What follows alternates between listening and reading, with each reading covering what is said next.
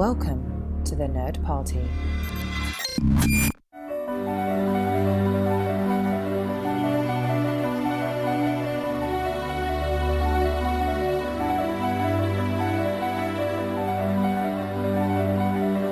Hello and welcome to another episode of Missing Frames. This is the podcast where we watch all the movies we should have seen by this point in our lives. I'm your host, Shawn Eastridge. We're hanging out on the Nerd Party Network, a collection of podcasts dedicated to, you guessed it, all things nerdy and entertainment. So check us out at thenerdparty.com. Make sure you're following us on Twitter at @JoinNerdParty and on Instagram and Facebook. It's just The Nerd Party. And my guest host today is a returning guest host after a long absence, my beloved wife, Sarah Eastridge. Welcome back, Sarah. Thank you. And do you want to tell the good folks at home what movie we're watching? Because you're the one who picked it. We're watching Heat. Heat. Michael Mann's 1995. Let me see. Of course, it's 1995. Why would I even doubt my superior knowledge? Yes, Michael Mann's crime drama thriller extraordinaire, Heat. Yeah. And this was your choice, like I said. Yeah. Do you want to explain why this is your choice? Well, there is an author I love named Meg Gardiner. She's a great thriller writer, and she did the Unsub series, which is fantastic. Go read it. And she was coming out with a new book called Heat 2. And I was like, Shawn, have you heard of this movie called Heat?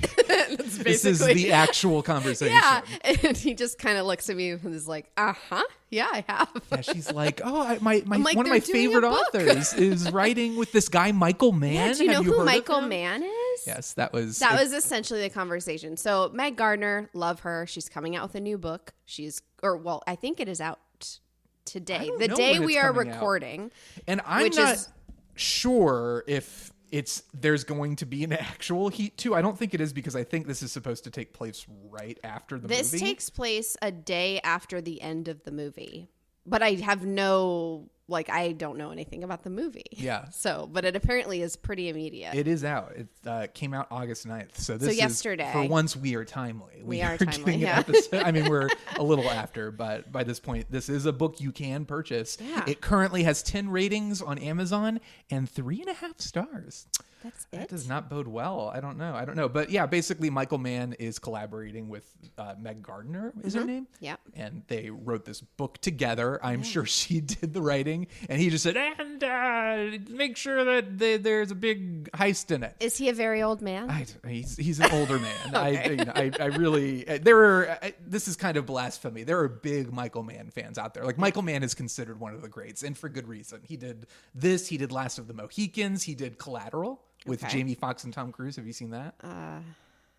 I think so. Is that does he fall in a car? I think at some point. Sure. Yes. There is a car that somebody falls on. Maybe, then yes, I've almost seen positive that describes most movies, but I can't be too sure. So yes, a man falls on a car, and he did Miami Vice and Thief with James McCann and anything else let me pull it up. See, this is terrible. There are people who are like shouting at me like, how could you have forgotten this one? So Manhunter. He did Manhunter, which was actually the first Hannibal Lecter movie. Before Silence of the Lambs came out, Manhunter was based on Red Dragon, I believe, and it starred but not Brian Cox's Hannibal Lecter, who's a great actor, and he's been in stuff there's like a TV show he's in right now that people like. The thing I know him from is X-Men 2. He played the villain in that, and he was fantastic in it. Did I say James McCann? I meant James Caan. God. We're doing really good. Any people who are tuning in like, I heard this was a really educational film podcast so far, I've butchered everything and made you hate me. So I have seen Last of the Mohicans. That's an incredible film, but I don't know if I've seen anything else by him. Okay. This is, again, where I lose the audience. I'm not a big Michael Mann fan. Like, I haven't gone out on a limb to be like, oh my God, yes. Like, even Last of the Mohicans, I watched it and I was kind of indifferent to it. Although now Watch it now. Yes, I would like to watch it again. I've been humbled recently because I've been rereading a lot of books that I thought I didn't like and finding out that I love them. And this is literally around the same time span. My first reading of those was probably around the same time I saw So you need Last to revisit. of the Mohicans. So I'm humbling myself. You could probably go back to Missing Frames episodes, and one of our loyal listeners, Keith, he is calling me out on Twitter because in our Top Gun episode that we did, I guess, in 2018 for 4th of July, I railed on the movie. I think we both did. And apparently we were talking about, there's a sequel planned. And I said, I have no interest in the sequel. Oh, boy. And Top Gun Maverick is one of the best movies I've ever seen. It's definitely, so far, it's my runner-up best or favorite film of 2022. So I will eat those words. Thank you, Keith, for holding me accountable and making sure I stay to the straight and narrow. But so again, Michael Mann, I loved Collateral. I liked that a lot. I haven't seen Miami Vice. Another friend of mine, a coworker, Dan, he swears by Miami Vice. He thinks it's an underrated gem. I think maybe he believes that because it was related to the TV show, it kind of got shoved away. Like people were like, it's just, this is the time when like Dukes of Hazzard and all of these movies were coming out. So it was kind of like, he's just jumping on that bandwagon. But apparently it's pretty good. But I haven't seen Thief. I hear Thief's great with James Caan, not James McCann. I'm so sorry. I have seen Heat. That's the other thing I want to say. I've seen Heat. And why is it called Heat? Is that I think maybe yes. Is it hot? Yes, the movie spoils itself with its title. Well, I think the book is to do called with temperature. The book is called Heat 2. Yes, so it's maybe not it's like, twice as hot in Heat 2. I am pretty sure I don't remember. It's been over a decade since I saw Heat. I watched it in film school. And Shay, who was my roommate, one of my best buds, I'm calling out a lot of amazing people in my life. He introduced the film to me as like, you have to watch this. And I think what had motivated me to watch this is Christopher Nolan had referenced Heat a lot during the Dark Knight's production. Like he was aiming for a scope like Heat. Like Heat is a movie about, it's not so much about, it's about the characters, but it's very much kind of a sprawling ensemble with lots of subplots and things that aren't necessarily like crucial, but it kind of builds this world and creates the idea of like, this is a lived in real place. This is a living, breathing city and that kind of stuff. So Nolan wanted to do that with The Dark Knight. So I was like, if it's good enough for Nolan, it's good enough for me. And I watched Heat and I was kind of like bored. I was kind of bored with it.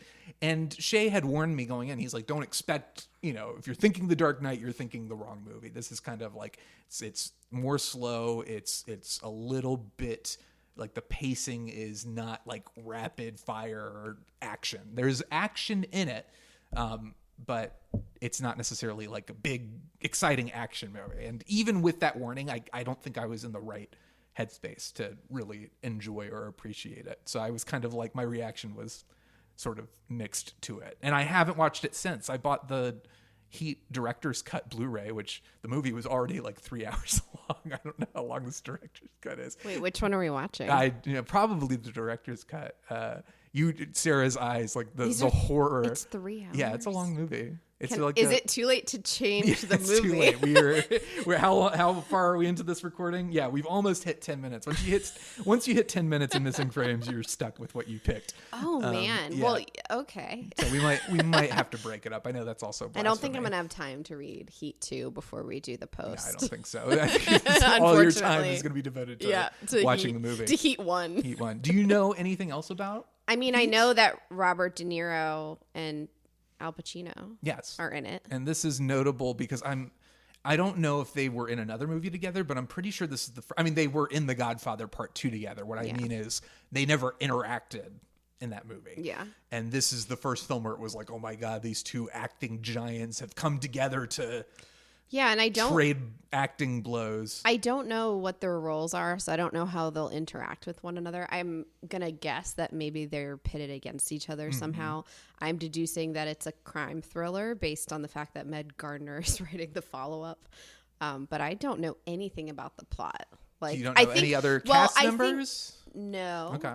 I don't think so. I think it's like a heist type of movie. But this is a film that I've never even caught 5 minutes of. Like I've just never seen it. You're going in completely blind. I kind of know. I think the cover The DVD cover is like in my brain, but that's maybe it. You're really, it is a pretty famous poster. Yeah. You are really watching this because you want to. I want to read the book. Read it too. Yeah, so it's a very unique viewing So experience. if I don't like it, what do I read the book? Like, this is so maybe interesting. you'll like the book. Maybe you can kind of help out the rating on Amazon, because right now it's sort of middling. I'll skew it. Yeah. No, well, it's interesting because I obviously didn't want to read the blurb. Well, I looked it up, and then it's like, the day after Heat concludes, this is where it picks up. So I was like, well, crap, I can't read the synopsis because obviously I'm sure it's a big fat spoiler, and I can't just read it if I don't have any backstory. Although maybe they put some backstory in the book. I don't know. Yeah, I honestly, this might as well be my first time watching it because I couldn't tell you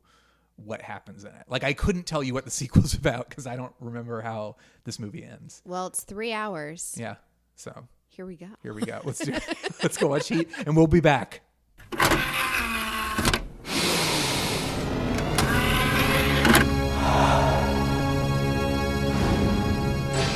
Now available to own on video cassette.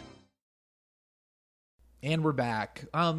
Sarah, you know what I love about art is it changes with you as you grow and you become a better human being. Your response to art becomes more sophisticated. It becomes more nuanced, thoughtful. I'm an idiot. I'm stupid. That's my only excuse. I have no excuse for not liking this movie. It's fantastic. So it is a long movie.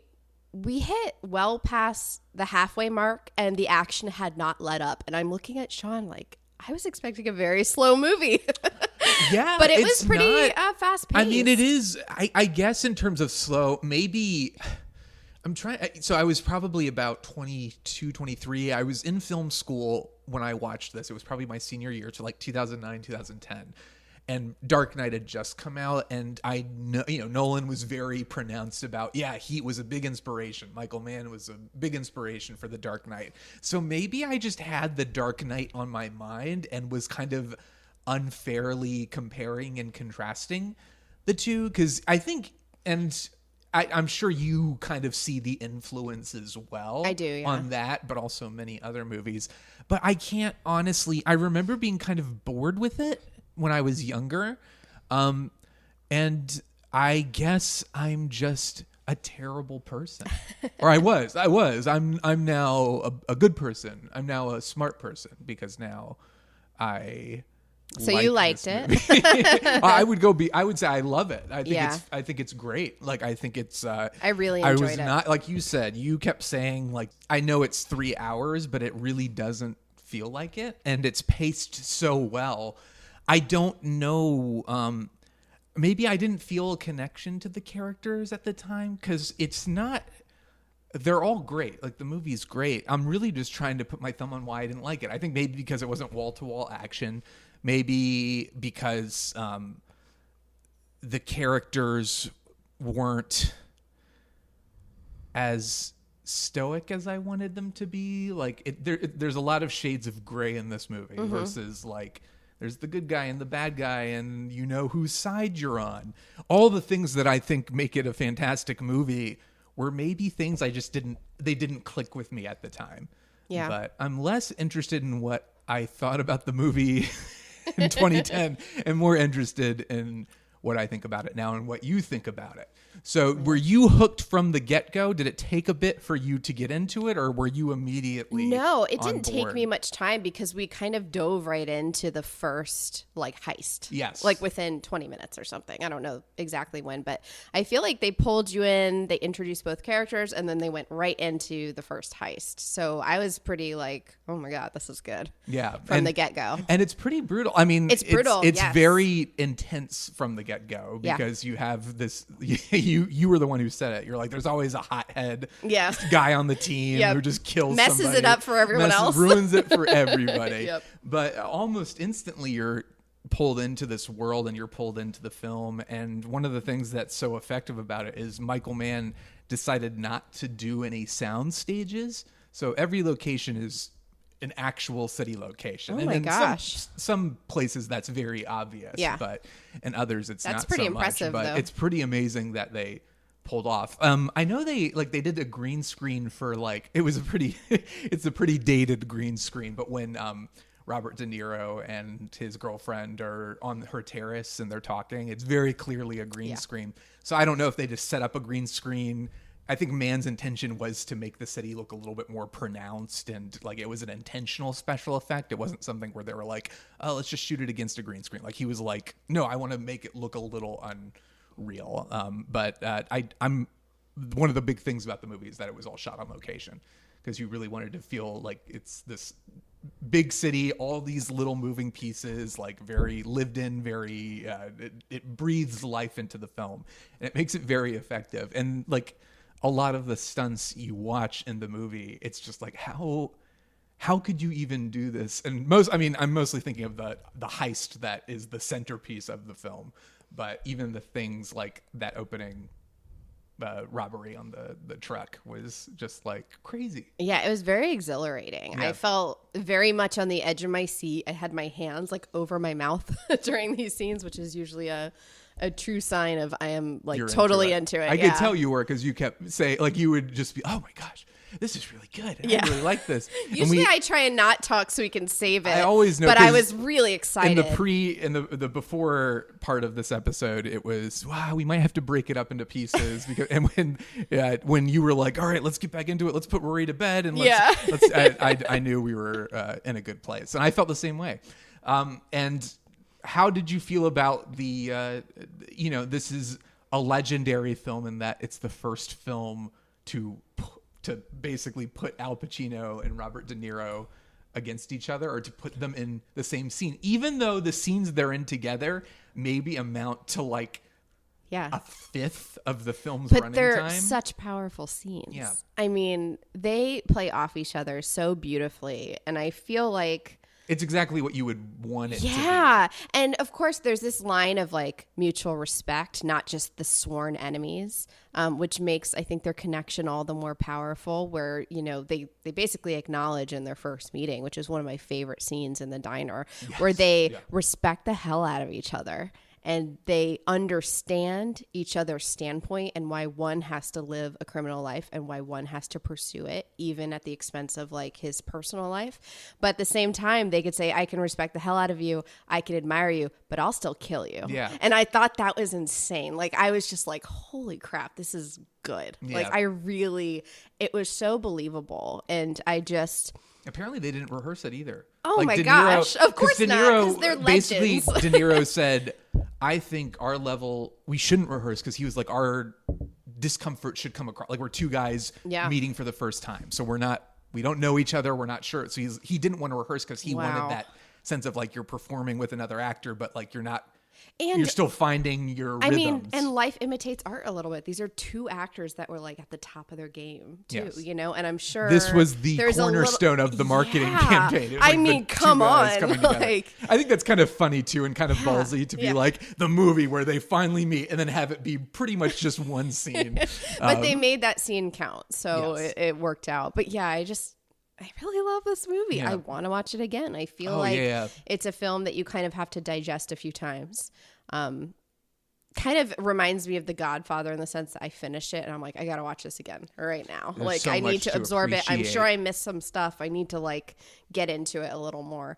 But it did not feel like a 3-hour movie to me at all. No. You said something that I thought was interesting, where you were just like, this feels like the acts feel very specific. Like it really does felt like a play, like a 3-act play, almost like a traditional 3-act play, or that's how I felt, where it was like there's a very defined beginning, middle, and then like a banger of a conclusion. Which is great, because really the heist threatens to overshadow the third act. Yes. It's such it's one of the best action sequences I've ever seen. Like it's exciting, it's thrilling.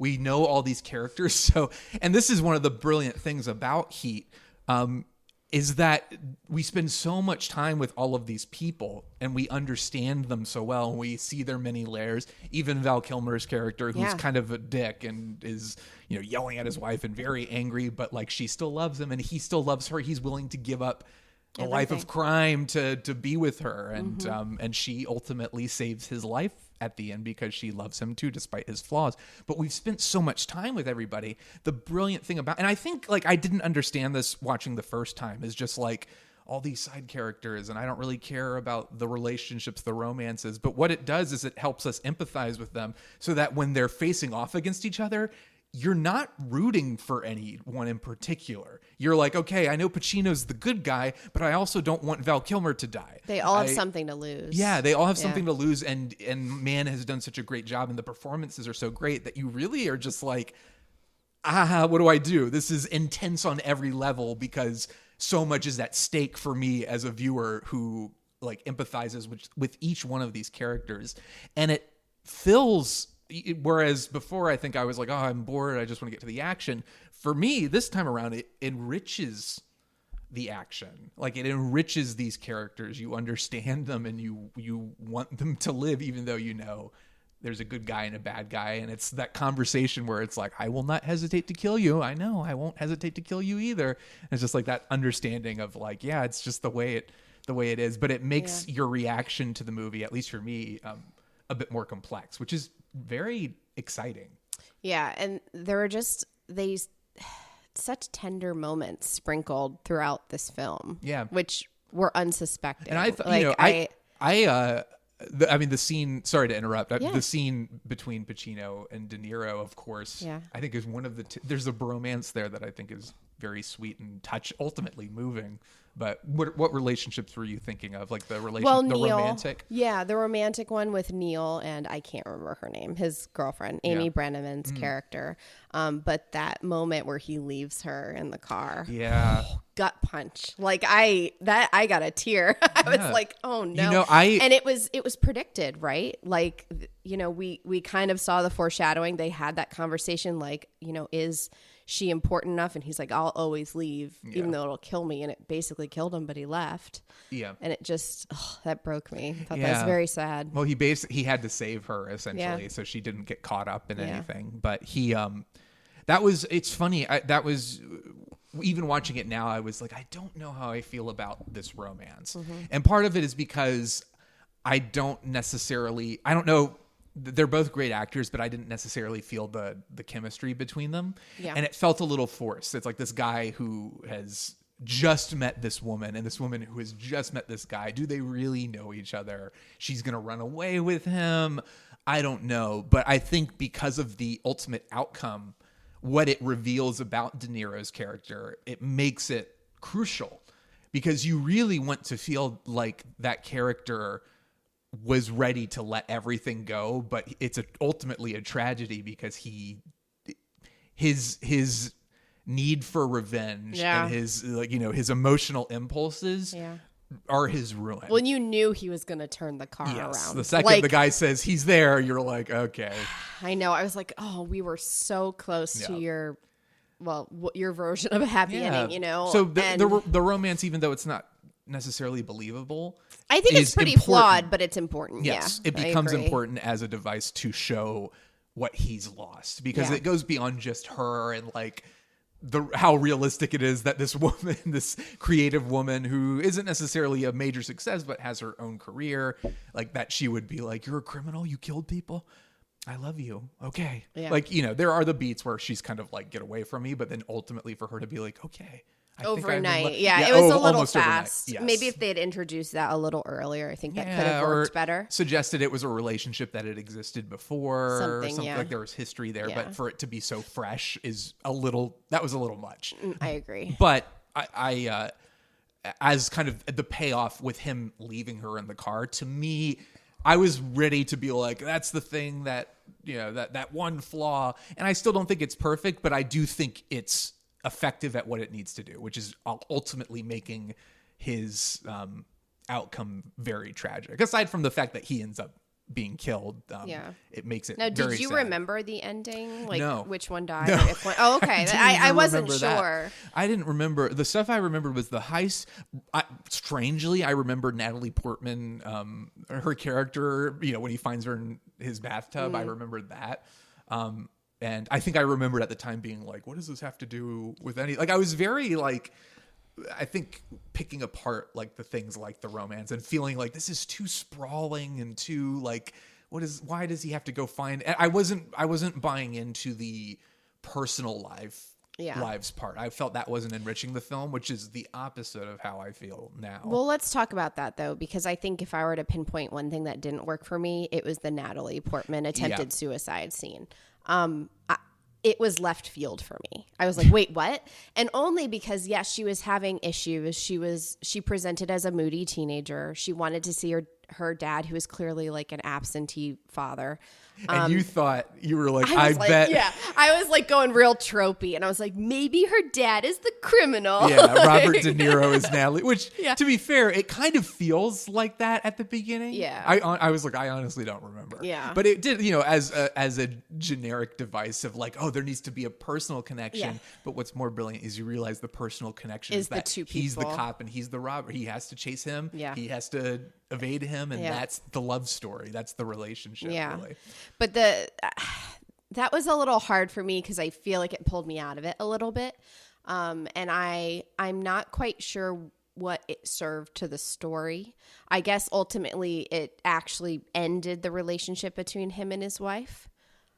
But other than that, I don't know. I just wasn't sure. It's not like it wasn't bad. Well, it's not like I was just kind of like, oh my God, suicide? Like what happened? It's a big thing to introduce in the third act of a film that has been so focused elsewhere. Yeah. And like I can see that it reinforces his love for his stepdaughter, but I didn't really question that before. So I'm going to suggest a couple things because Shawn 12 years ago would agree with that and be like, I hate that. This time, I think it does feel very out of left field for, it comes right after, he's like, yeah, all right, he escaped. We're done. I'm going back to the hotel. I'm done with this. And then all of a sudden it's like, oh, your stepdaughter tried to kill herself. And his wife just had an affair in front of him. He just found that. Yeah. He just found out that. So it's like, it does feel very out of nowhere. There are two reasons I think it works. And one reason is more of a question I want to pose to you. Okay. If it had been someone other than Natalie Portman playing that role, do you think it would have bothered you as much? And let me give some context. That's a good question. This is Natalie Portman's second role in a film. She was in young. Leon the Professional. I think that was her first one. So this is her second role, just a year or two later. She was not Natalie Portman, the star of Star Wars, Thor, the Black Swan. She wasn't Natalie Portman, Oscar-winning actress. She was just a young actor kind of starting to make waves. And Leon the Professional, she's great in that. And this was a very small role. I think part of the reaction, I'm not saying your reaction is wrong because I don't think it's expertly done, but I think one of the reasons it feels so weird is because it's Natalie Portman and she's such a star that it feels like, why is she only in the scene? She's unconscious most of the time she's in the movie. She's in the bathtub. Well, she's not in the movie. Barely at all. You get an introduction and then you get like one other scene where Neil picks her up. Maybe because her dad didn't pick her up. I think they were kind of reinforcing the absentee dad thing. And then she goes to his house to do it. Yeah. Right? But you don't get the sense of like a real relationship between them, which is probably why it feels weird. Yeah. She goes to not his house, but his hotel room. His hotels, yeah. So she found out where his hotel room is. There was just some stuff that I didn't understand. I do see your point, and maybe that's why I'm more focused on it. But I still probably stand by the fact that I'm not quite sure why it was. It wasn't executed super well. I think it needed some backup. Like you needed more like, oh, she's struggling you need the coffee with mental shop illness scene or suicidal between tendencies. him and his daughter. Yeah. You needed that beat. There wasn't that beat. No. What were you saying? Well, I was just saying I think that if there had been just more of like an understanding to the audience as to what she was really struggling with. Yeah. Maybe he drives her to a counseling session, and they have a conversation Well, in the I don't car. even know because that's not necessarily fair. You never know what people are going through and But for them to use that as a dramatic device for a movie, I was just kind of like, she went to his hotel and she did this, and they bring that up in the hospital room, but I still didn't completely understand where she's like, she went to you to do this. It's like, what does that mean? Like, I didn't really get what she was trying to say. I think the lack of relationship between Natalie Portman and Al Pacino is what makes that scene not work. Yeah. I think the reason it's necessary is because after Pacino walks in one of the movie's best scenes and she's like, you made me sink to this level. And you were like, oh, this poor guy, Ralph, is just watching TV. And he's like, you could do whatever you want. You cannot watch my TV. And he takes the TV and it's hysterical. And Ralph's like, I should go. And I was like, oh, Ralph, you didn't know. Ralph's You the didn't know. MVP of this film. He's the real hero of Heat. But I think you have to ask yourself, it could have ended there. I think, we could have ended that relationship there, but you want to feel a sense of closure that's less negative, and you want to humanize Al Pacino in a little bit, because, up to this point, he's like gruff and like, I'll take my TV, I don't care, I'm leaving, and da-da-da. But you need that extra moment between him and his wife where she's like, I love you, and he's like, I'm here, I love you too. Or he saved her daughter, basically his daughter. He took a major step to be that father figure. And then that conversation where she's like, can this work? And he's like, he admits basically like, you were right, like I am who I'm chasing. Yeah. I can't. So you need, even if it's clunky, I would say you need that emotional kind of catharsis. I agree. And then it really makes you, he's finally behaved as a father figure, as a husband, and then he goes into that end scene where it's like even more, you're like, I don't want him to die. I don't want De Niro to get killed, but I don't want Pacino to get killed either. You see, I think it really plants the seed, the final seed you need to really be on Pacino's side and to really love and want him to make it through the movie. Yeah, I agree. I agree. But I agree with you that it's clunky. It's a weird, it's because it's a suicide attempt. It just feels very, very, the movie's not that the movie's not dark, but it's a very dark subject to broach out of nowhere. It really just pulled me out of the film. That's the only reason I'm harping on it a little bit. It's really probably not that big of a deal. Yeah. No, I'm like, please forgive me, Heat. I'm sorry I said anything. I love you. You're great. I think it's everything that it does, it humanizes. Because even the teenage prostitute that really creepy, the robber who ultimately. I could not wait for him to get his. Yeah. I was like, you are such an evil piece of crap. Even when Pacino is hugging that girl's mother, I have a note that says, even when he's hugging that dead girl's mother, Pacino comes across as sinister.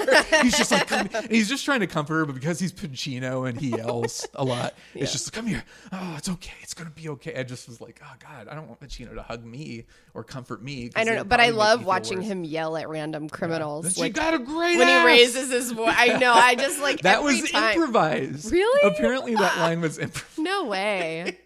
Pacino said that like in an earlier draft of the script, his character had like a cocaine habit, which was supposed to justify his random outbursts. And I was like, sure, Pacino, sure. Just admit, this is the point in Pacino's career where his random yelling was like his shtick. Yeah. He's a wonderful, amazing actor. He's fantastic in Heat. It doesn't take away from Heat, but this was that point in time where he was kind of taking on lackluster roles, and his big thing to bring gravitas is, I'm yelling a lot, I'm Al Pacino. Can you choose between the two? No, that's what's brilliant about it. Me neither. Yeah. I think De Niro's character. I needed to believe in that romance a little bit more. I think he's a little too kind of like.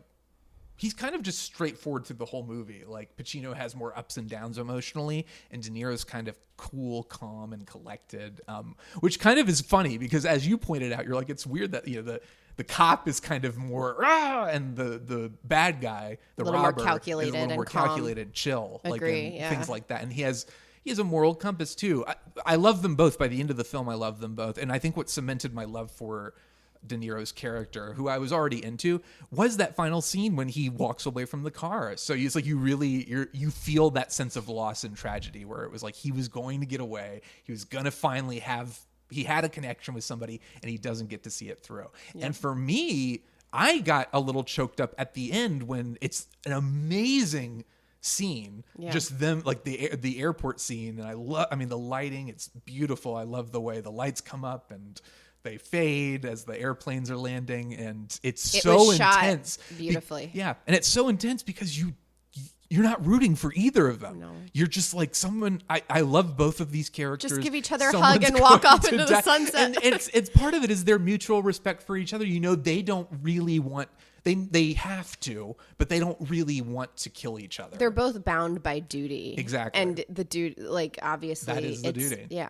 So it makes it very, very intense, doubly so because you're really like, I don't know who I want to win here. And I didn't know how it was going to end. I thought maybe they'd shoot each other and both die. Yeah, like, I was didn't pretty know. sure De Niro got it. I also was like, does Pacino let him go? But the end when he says, "See, I told you I wasn't going back," and Pacino like takes his hand, that got me. Like that was it was a beautiful ending. And it ended. Yeah. I mean, sorry, That's the end of the but movie. it was like, I was just like, oh no, that's Yeah, it was like, very you can't powerful. leave me like that. Like I was just, Yeah. my heart was swelling. I was just like, oh, he's holding his hand as Yeah. he dies. Like this is killing Yeah, me. it was Oh that my was gosh. fantastic. And yeah, again, it's amazing that I was so not into the movie. I wonder, because this is the director's definitive cut. I wonder I'm what's different. looking. I'm trying to make excuses for my poor my stupid behavior. past self, but I don't know what the difference is. But I didn't look them up. I should have. But the differences between the theatrical and this version of it, I didn't remember anything super pressing. Anything that stood out to me. Maybe there was an extra scene with the driver. The guy who was working in the diner, like he'd finally gotten off. I think there was an extra scene. That whole with him, storyline maybe. made me so sad. That was great too, and that was again something I was like, "Where that story didn't go anywhere." And I'm thinking, like, Shawn, what do you? I would love to have myself 12 years ago on this podcast as a guest, and I'm sure it would be the worst episode of Missing Frames ever. But I'm like, what are you thinking? But I think maybe there was an extra scene there. I could be wrong. Somebody who's listening, if you're more familiar with the differences between the theatrical cut and the director's cut of Heat, please let me know. But for some reason, I felt like that was a little bit more. But again, like each character gets a moment. Like it's like, so you're enriching all these characters with the emotional content of their lives, their inner, this guy with his wife, and he's just, you're going to do the right thing and you're going to get a job and you're going to work through it. And it's just a phase in your life. And he and his wife love each other so much. And then he just, at a moment of weakness, he gives in and it ends up and killing not him. just a moment of weakness. He's trying to do the right thing and turn his life around, and he has- gets taken advantage of by a crooked boss. Yeah, who's garnishing 25% of Exactly. his wages and treating him like a criminal So instead of he's like, someone I'm with a second basically chance. a criminal anyway. Yeah, I'm gonna like take you're gonna charge. label me, then I'm just gonna be who It's everyone not thinks like- I am. It's tragic. It's not right or wrong. It's just like, I could either be a crook this way and have everything suck, or I can take control of my life and go out the way I want. Well, that But scene between them in the booth where Yeah. she has to come get him and she tells him she's proud of him. I was Yeah. just like, oh. Yeah, And he it's so couldn't, he good. was like, why? Like he couldn't understand. I don't, for some reason, that scene stood out to me. And again, Yeah. it's been 12 years since I watched Heat, so Yeah. I'm not remotely the person to say, like, here's what is and isn't in the movie. But for some reason, that scene stood out to me as potentially an addition. Oh, okay. Well, So it's a I good don't know addition I'm if right. that's the I case. don't think I mean, I could be completely wrong, but yeah, I think what makes Heat work so well is the focus on these characters and their relationships and their lives. Yeah. I think the weaknesses of the film are come from ambitiousness. It's not like it's I man's agree. ambition to make a huge sprawling crime drama, and I'm willing to forgive them because I think for the most part he succeeds. Well, it felt very like operatic. Like it was Yeah. very like just swelling. Like it was big. It was amazing. I feel like I could just gush about this movie and I want to watch it again. Is there anything else you want to call out about it that you loved? Oh, that I loved. Any scenes? I'll tell you a scene I love. When they're staking out, they're about to perform the robbery at night, and the guys are in the truck, and one of the cops like accidentally trips and makes a noise, and De Niro's his infrared silhouette right looks into the right at camera. Pacino, and you see the way it's cut. The two of them are basically looking at each other. That was pretty cool. I love that so much. That was really good. I liked the scene. It's funny because it's not about our main characters, but I really like the scene where Chris's wife kind of signals to him Yes. and says like, there are cops here. Yeah. Please get out. And It's almost like you're like, does he deserve it? And Yeah. but the fact that he doesn't, but that I think what happens in that scene that's so great is him showing up at all is proof to her that he loves her. Yeah. Like he wants to be there for her. Yeah. And that he was willing to give up her life. So I think in that moment she really decides to save him. in Yeah. a way. It kind of tells the tragedy is they both realize they love each other, but they can never be together. Which obviously is a common thread That's in the this thing of the movie. Yeah. movie. So Yeah. It doesn't nobody, do well for nobody relationships. really gets what they want. Yeah. No, but I really like that scene. It's just those two actors. I mean, well, Val Kilmer. Ashley Judd, Val Kilmer, Yeah. they're great. And Ashley Judd, I'm like, God, I don't think I've ever seen her as a blonde. Val Kilmer had a great 1995. He was in this, and he man. was in Batman Forever.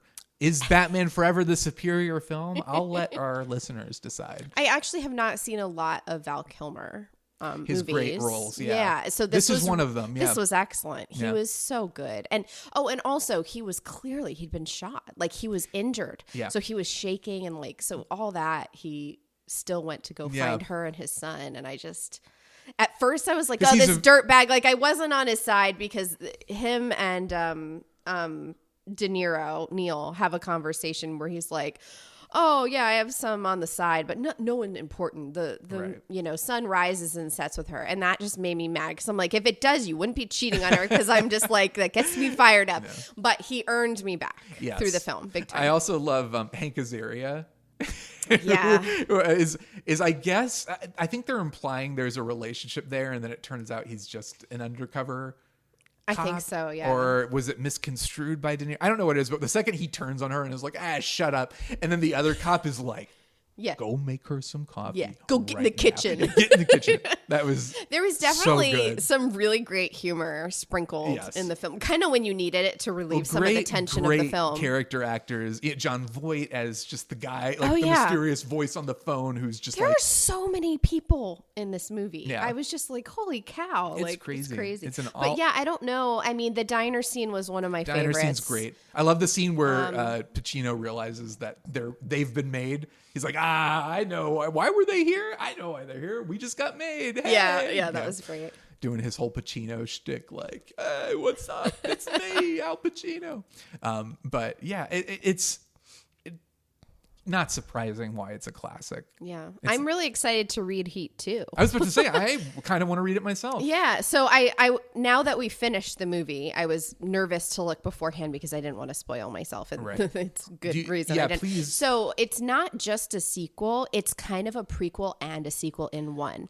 So I'm not quite sure. So that makes sense though, because I was like, are they only going to have one of the characters? Because obviously at the end of this film, Neil dies. But apparently it's a prequel and a sequel. So it takes place right after the events of this movie, the final scene, but I think it also goes back in time so you get both characters. That's kind of what I was...